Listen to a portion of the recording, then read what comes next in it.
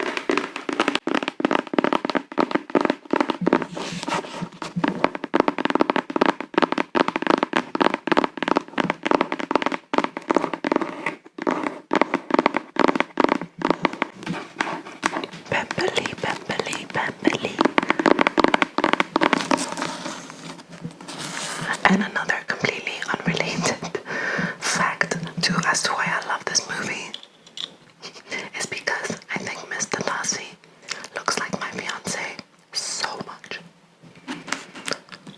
Way too much.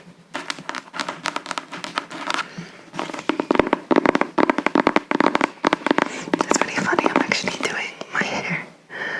I really want to do it the iconic, Elizabeth Bennet style. When she goes to the ball, she's got the pearls in her hair that is up.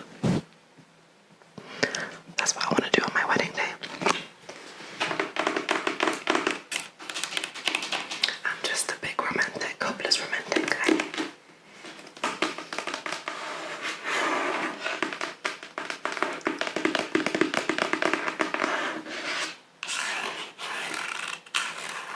Okay, let's read a bit here.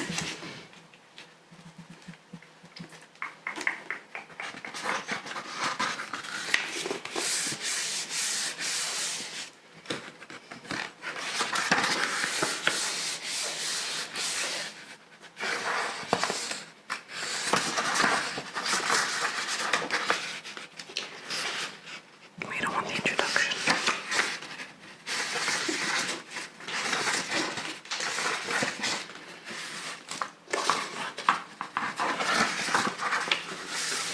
Chapter 1. This first line gets me so excited.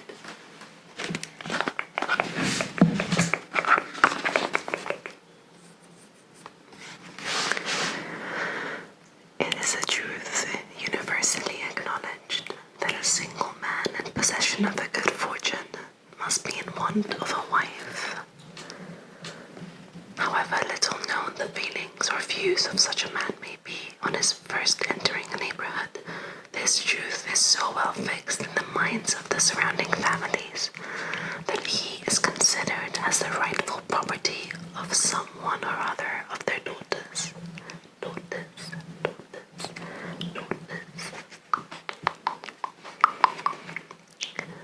My dear Mr. Bennet, said his lady to him one day, have you heard that Netherfield Park is let at the last, at the last, at the last, at the last, at the last?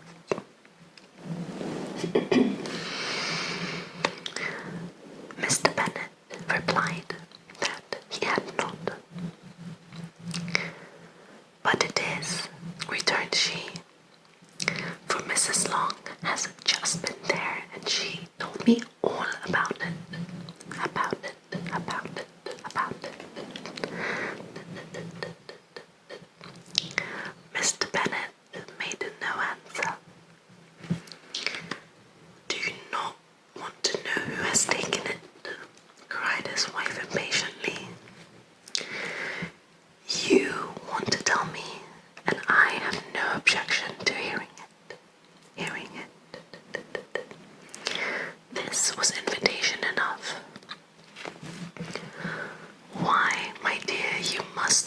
Mrs. Long says that Netherfield is taken by a young man of a large fortune from the north of England, that he came down on Monday in a chaise and four to see the place, and was so much delighted with it that he agreed with Mr. Morris immediately that he is to take possession before Michael Mass, and some of his servants are to be in the house by the end of next week. What is his name? Bingley. Is he married or single?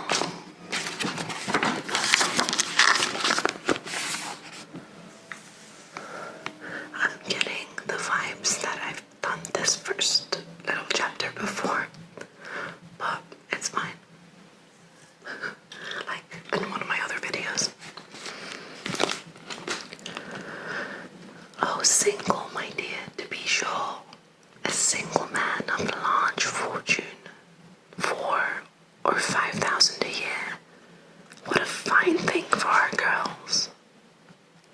How so? How can it affect them? My dear Mr. Bennet, replied his wife, how can you be so tiresome? Tiresome. You must know that I am thinking of his marrying one of them. Is that his design in settling here? Design? Nonsense, how can you talk so? But it is very likely that he may fall in love with one of them, and therefore you must visit him as soon as he comes. I see no occasion for that. You and the girls may go, or you may send them by themselves, which perhaps will be still better. For, as you are as handsome as any of them, Mr. Bingley may like you the best of the party. My dear, you flatter me. I certainly have had my share of beauty, but I do not pretend to be anything extraordinary now. Extraordinary. When a woman has 5 grown-up daughters, she ought to give over thinking of her own beauty. In such cases, a woman has not often much beauty to think of. But my dear, you must indeed go and see Mr. Bingley when he comes into the neighbourhood. It is more than I engage for, I assure you. But consider your daughters. Only think what an establishment it would be for one of them. Sir William and Lady Lucas are determined to go, merely on that account. For in general, you know they visit no newcomers. Indeed, you must go, for it will be impossible for us to visit him if you do not.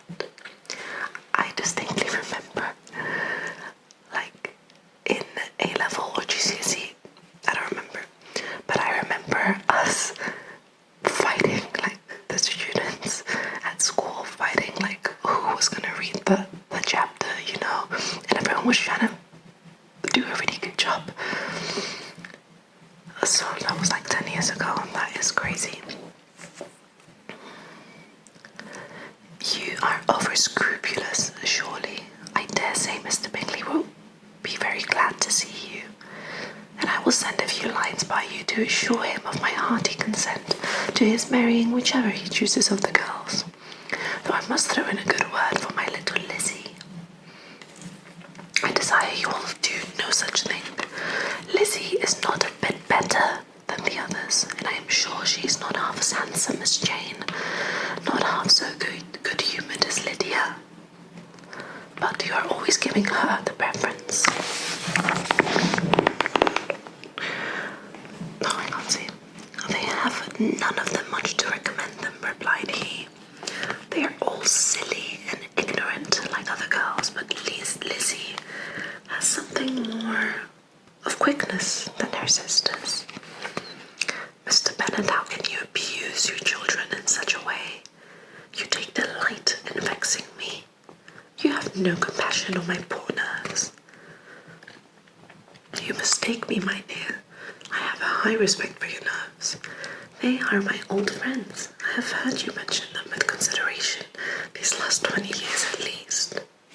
Ah, you don't know what I suffer. But I hope you will get over it and live to see many young men of 4,000 a year come into the neighborhood. It will be of no use to us if 20 such should come, since you will not visit them. Depend upon it, my dear, that when there are 20, I will visit them all. Mr. Bennet was an odd mixture of quick parts, sarcastic humor, reserve, and caprice. That the experience of 23 years had been insufficient to make his wife understand his character. Her mind was less difficult to develop. She was a woman of mean understanding, little information, and uncertain temper. When she was discontented, she fancied herself nervous. The business of her life was to get her daughters married. Its solace was visiting and news.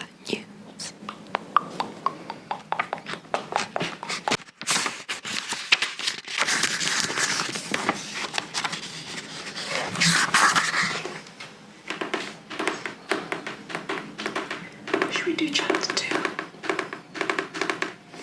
It's only 3 pages. Okay.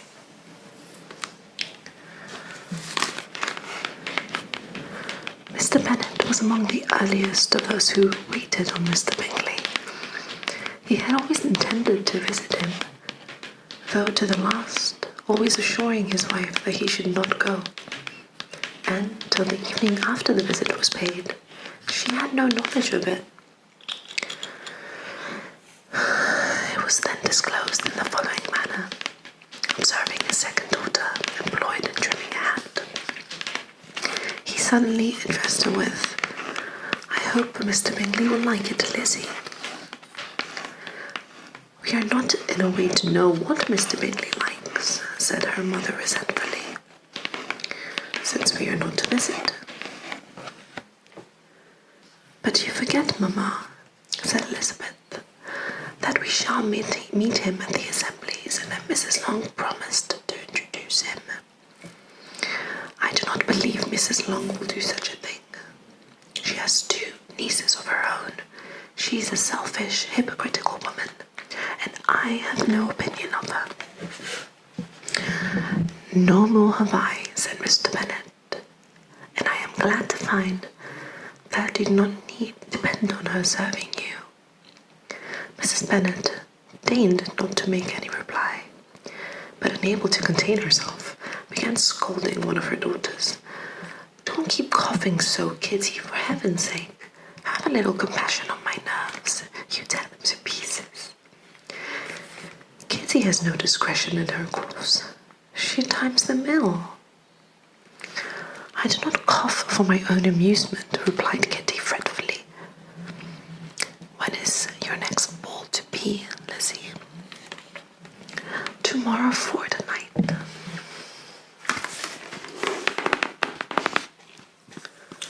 "Aye, so it is," cried her mother. "And Mrs. Long does not come back till the day before, so it will be impossible for her to introduce him, for she will not know him herself." "Then, my dear, you may have the advantage of your friend, and introduce Mr. Bingley to her." "Impossible, Mr. Bennet, impossible, when I am not acquainted with him myself." "How can you be so teasing?"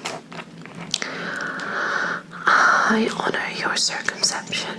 A fortnight's acquaintance is certainly very little. One cannot know what a man really is by the end of a fortnight. But if we do not venture, somebody else will. And, after all, Mrs. Long and her daughters must stand their chance. And, therefore, as she will think it an act of kindness, if you decline the office, I will take it on myself."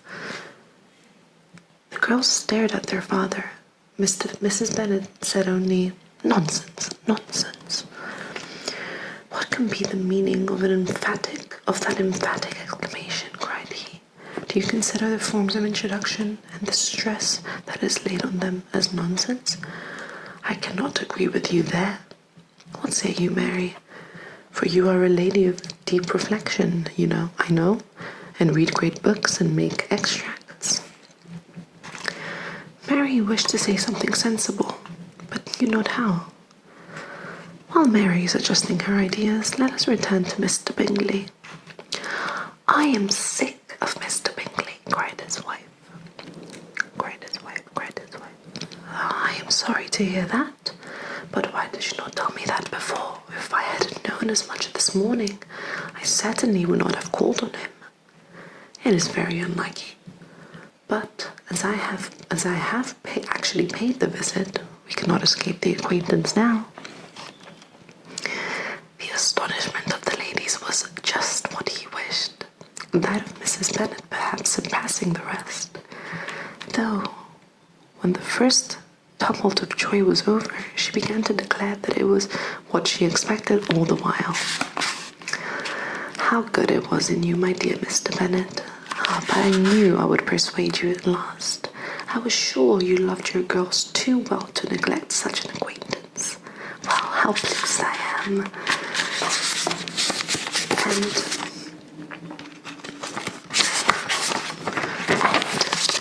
it is such a good joke, too, that you should have gone this morning and never said a word about it till now." "Now, Kitty, you may cough as much as you choose," said Mr. Bennet, and as he spoke he left the room, fatigued with the raptures of his wife. "What an excellent father you have, girls," said she when the door was shut. "I do not know how you will ever make him amends for his kindness, or me either for that matter. At our time in life, it is not so pleasant, I can tell you, to be making new acquaintances every day. But for your sakes, we would do anything. Lydia, my love, though you are the youngest, I dare say Mr. Bingley will dance with you at the next ball." "Oh," said Lydia stoutly, "I am not afraid, for though I am the youngest, I am the tallest." The rest of the evening was spent in conjecturing how soon he would return Mr. Bennet's visit, and determining when they should ask him to dinner.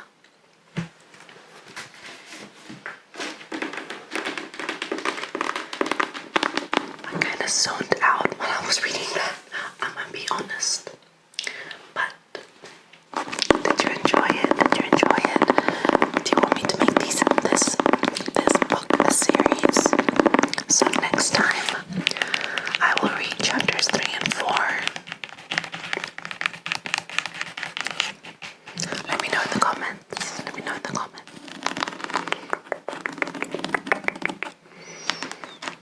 And I guess it is time for me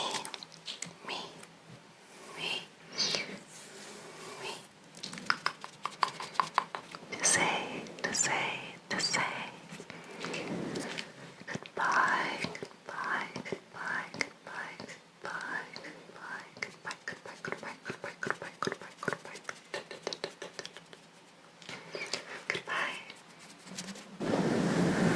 But don't worry, my silly Willies. Don't worry, because you